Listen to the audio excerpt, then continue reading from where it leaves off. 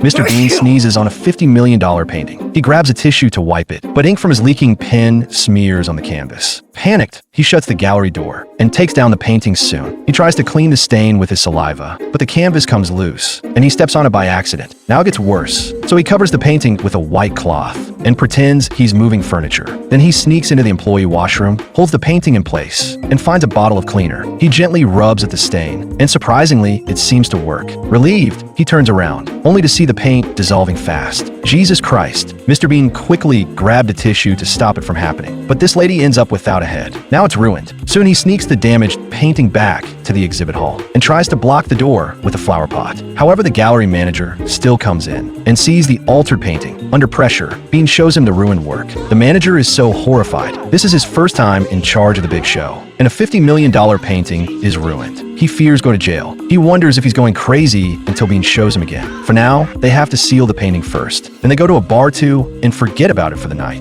That evening, the manager's son mentions he has a poster of the painting. Bean gets an idea. He takes laxatives and other tools. Then he disguises himself and heads back to the gallery. He waits for the night guard to go on patrol, secretly adds a heavy dose of laxative to his coffee, and swaps toilet keys. Then wait for the guard to drink the strong coffee. Once the drug kicks in, the guard dashes to the toilet with the keys. So Bean slips into the exhibition hall. First, Bean removes the real painting from its frame. He chews a bunch of gum and sticks it along the edges of the frame. Then he fits the poster into the frame instead. He coats the poster with a mix of egg white and clear nail polish. Finally uses a hairdryer to dry it. He hangs the restored painting back in place and leaves it once. And on that side, the guard finally opens the toilet door. The next day, the media and art world guests fill the gallery. The manager looks so worried, but Bean is calm until the painting appears intact. The crowd sees the masterpiece and applauds. The manager finally relaxes, grateful that no one spots the swap. Mr. Bean is shaving and accidentally catches his nose hair in the electric razor. He quickly grabs small scissors and cuts it off. It's the day he has a dentist appointment, but he is running late. In a rush, he grabs clothes and leaves. While driving in morning traffic,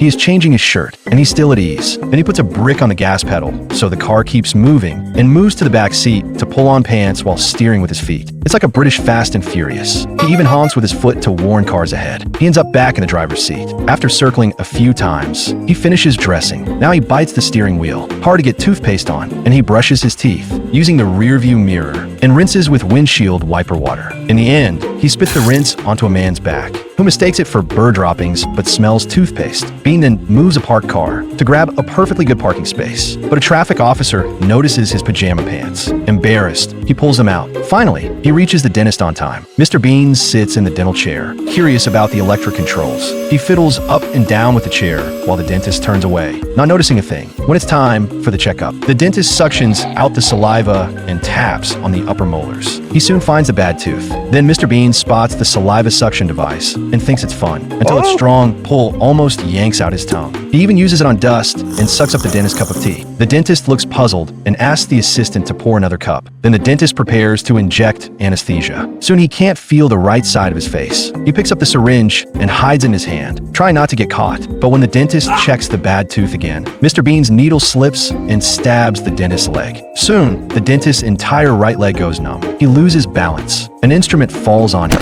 and he passes out with no other choice. Mr. Bean decides to fix his own tooth. He studies the CT images, locates the problem tooth, drills a hole, and applies filling material, pressing it into place. However, he doubts the spot and moves to the opposite side, filling that tooth too. Then he notices the CT image can rotate 360 degrees. Emboldened, he proceeds to fill every tooth in his mouth one by one. Before long, all his teeth stick together with adhesive, and he cannot open his mouth. Finally, the dentist wakes up. Mr. Bean, startled, opens his mouth wide. To his relief, the pain is gone. Mr. Bean chases a bee and accidentally breaks a sculpture worth $2 million. To keep the owner from finding out, he rushes into a nearby room for glue and sticks a broken head back on before the glue dries. He uses a hairdryer, but the strong air blows the head off again. A pet dog grabs the head and runs off. Panicked, Mr. Bean looks for the dog and finds it by the sofa. He barely gets this head back from the dog, Finally, he reattaches the head, hoping the dog won't tell the owner. After that, Mr. Bean starts making lunch, but does not notice that the operation guide is left on the stove and catches fire. Meanwhile, the dog starts chasing the bee, runs into the display room, and makes a huge mess. When Mr. Bean realizes this, the door locks automatically, and the passcode is only in the burning guide. He puts out the fire first, but sees the room is in chaos. He tries many passwords, but none work. Desperate, he grabs a hammer and smashes the glass door.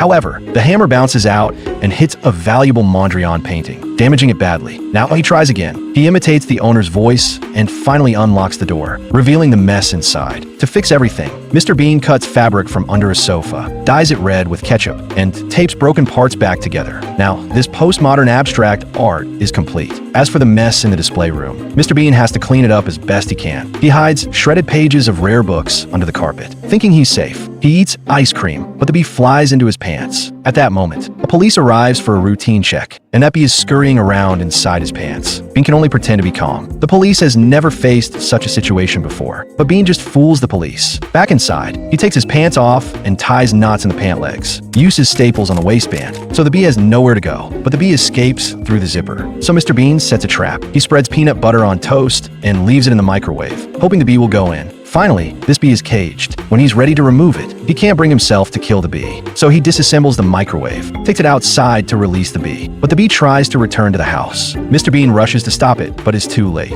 Even he ends up locked outside, and that bee is mocking him inside the house. Mr. Bean takes out his swim trunks to change, but he notices a creepy bald man staring at him. So he pretends to use the trunks as a handkerchief to blow his nose. The bald man can't watch, so Bean pulls his swim trunks over his pants to prevent someone from peeking. When the man glances away, Bean squats and pretends to play with sand. Once the man turns his head, he stands up. Now Bean just needs to unzip his pants and pull them down, especially around the tricky seat area. But under the man's gaze, he has to pretend to stretch like he's exercising. Now his pants get stuck, so he has an idea. He slips off his shoes, with constant twisting and turning, getting one leg out of his pants. But he has to keep pretending that nothing happened. Now he slowly pulls the other side up through his swim trunks. But the tremendous friction seems to be burning him. After a tense tug, his pants finally come off, and he can swim in peace. But what he never realizes is that the bald man next to him is actually a blind man. All that effort was for nothing. Bean throws the little girl's doll away. Then he sneaks up and pinches the man in front of him on the butt. This sparks a fight between them in the hospital. Now Bean gets his ticket and takes a seat, but his number is too far back.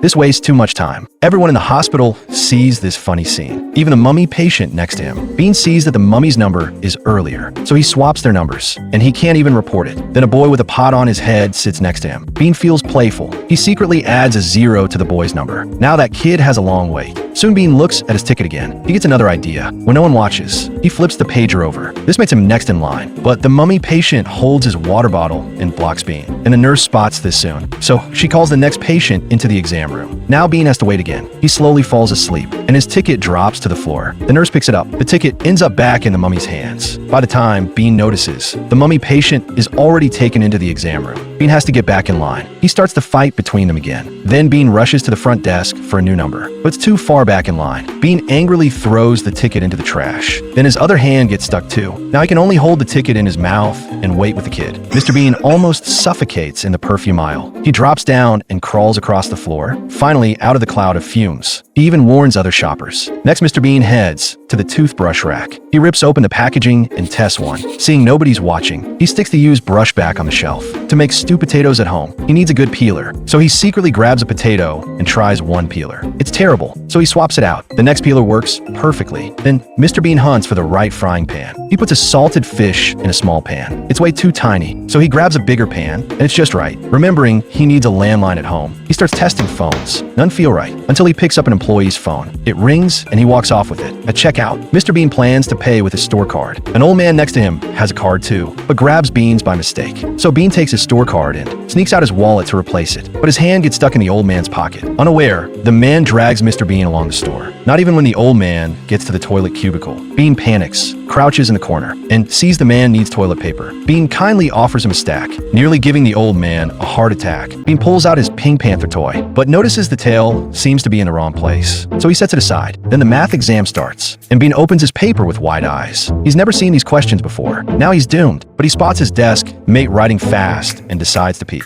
When caught, he stares off as if deep in thought, and he fake coughs and points outside, then copies the answers quickly. But the desk mate realizes those answers were wrong. This is great. It was all for nothing. Bean can only find another way to get closer to him. Bean pretends to move slowly as if nothing has happened, but then he bumps right into him, so Bean has to go back the way before. The desk mate then makes a fresh sheet and tucks it under his arm. Bean lies flat on his desk and blows air lightly on the paper so he can read it. The neighbor wonders who farted, while Bean snatches the sheet and jots down the answers. Annoyed, the neighbor moves his paper away. Bean gets a good idea. He drops his pen on purpose, crawls to the other side to cheat, but gets spotted again. Out of options, Bean starts to cry. Then he spots 8B version exam, exactly the one he studied. He hurries, even grabs the neighbor's pen to finish his own paper. Just before time runs out, Mr. Bean finds the faucet has no water. When he pushes on it, water splashes all over his pants. So he tries to wipe the wet spots with tissues, but he runs out. He goes to use the hand dryer, but it is too high. Even jumping several times can't reach it. Finally, he stands on a trash can and blows dry his pants. It actually feels kind of nice. Then another man sees this strange scene and freezes. Mr. Bean fears being misunderstood, so he pretends to be an electrician and checks a light bulb until the other man leaves. Then Mr. Bean carefully puts down the hot bulb. Later, he walks to the airport security checkpoint and notices the police officers' guns. That looks so cool that he jokingly makes a drawing gun gesture. This odd move attracts their attention. They come over to ask what's wrong, and Mr. Bean is quite panicked and runs away, drawing more officers. Soon he has nowhere to go and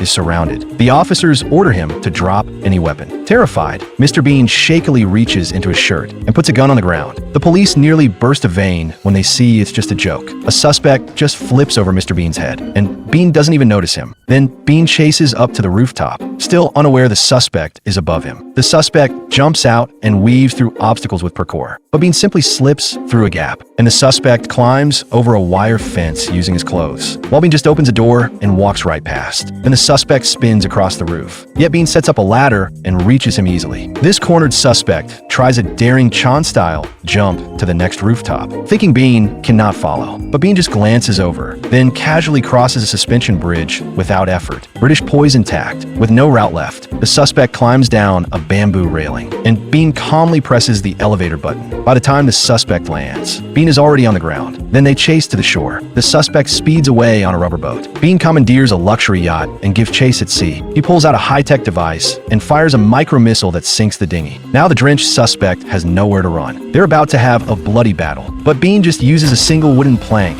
to take him down. A group of Tibetan warrior monks are training their iron balls. Bean is looking on in horror. Now it's Bean's turn. He holds a small stone and drags it, focusing his mind to ignore the heat. But if someone disturbs him, he feels pain right away. Day by day, he practices until he can drag a big rock for miles. Now he's ready. After that, when Bean faces an enemy, the enemy tries to stop him, kicking hard at Bean's groin. But Bean stays calm, feeling no pain. The enemy kicks again, still no reaction. That shocks him, so the attacker tries to grab a gun from under his seat. But Bean breaks free, looking at his enemy's seductive pose. Bean is not going to be polite. He kicks the enemy hard, nearly knocking him out, then takes the gun and controls him. Unexpectedly, Bean steps back, slips from cable car, and lands in a pile of snow. The enemy fires at him, so Bean grabs a high-tech umbrella to block the shots, though it seems useless. Then, when he closes the umbrella, a missile fires at the cable car and destroys the enemy. Now the mission succeeds. Mr. Bean, the doctor tosses a chocolate bean into the air but misses. It lands in the patient's open wound, so he sticks his hand in and fumbles around, then pulls out a bullet. Panicked, he pushes the bullet back in, and the patient feels it. Then Mr. Bean holds the wound open and reaches deep.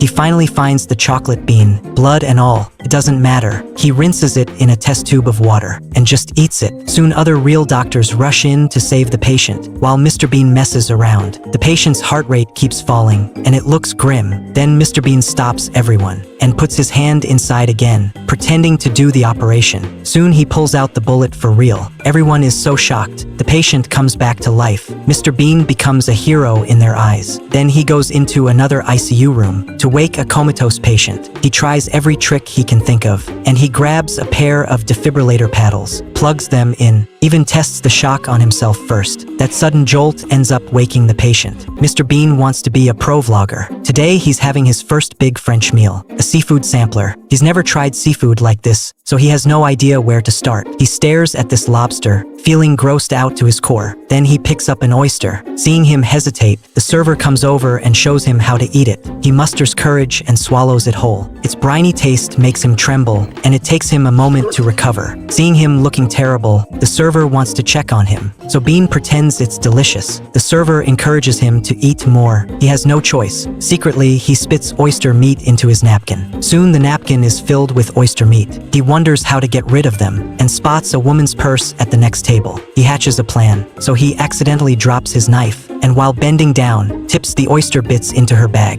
Just then, the server reminds him not to forget the shrimp. But he's never seen this before, shoves shell and all into his mouth. No one expects that odd move. Suddenly, the woman's phone rings. Panicked Bean pays the bill fast and dashes out. Behind him, the unlucky woman reaches into her bag, finds the mess he left, and screams so loud